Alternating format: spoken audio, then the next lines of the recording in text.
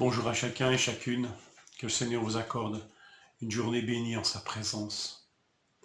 Je lis avec vous 1 Corinthiens 1, versets 27 à 29.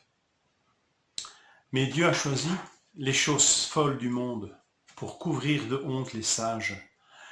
Et Dieu a choisi les choses faibles du monde pour couvrir de honte les fortes. Dieu a choisi les choses basses et méprisées du monde, celles qui ne sont rien, pour réduire à néant celles qui sont, afin que personne ne puisse faire le fier ou ne puisse se glorifier devant Dieu. Si nous mettons dans le contexte, nous verrons que derrière ces formules impersonnelles, Dieu a choisi les choses faibles, les choses basses, etc.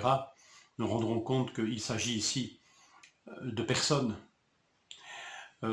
puisque les versets précédents nous montrent que les Corinthiens sont invités à considérer que parmi eux, il n'a pas été appelé, il n'y a pas beaucoup de forts, de puissants.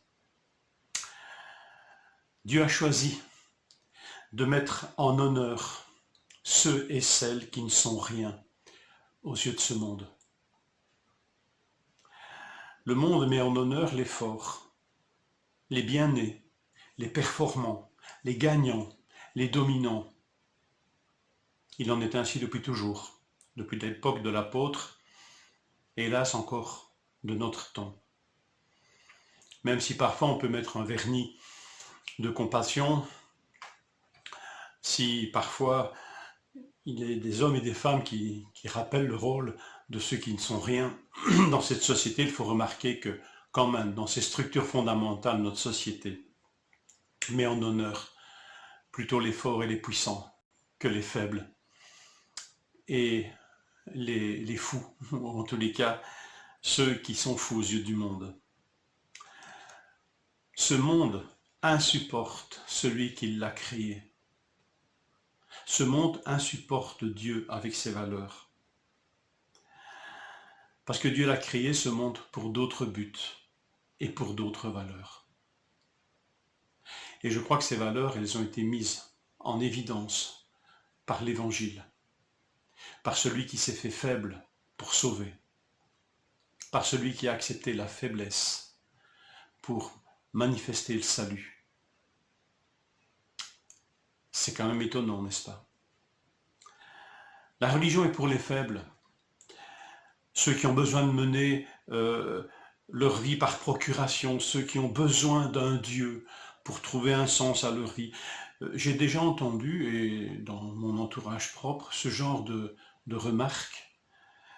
Est-ce qu'elle est encore aujourd'hui d'actualité? Je ne sais pas, je ne veux pas parler au nom de tous.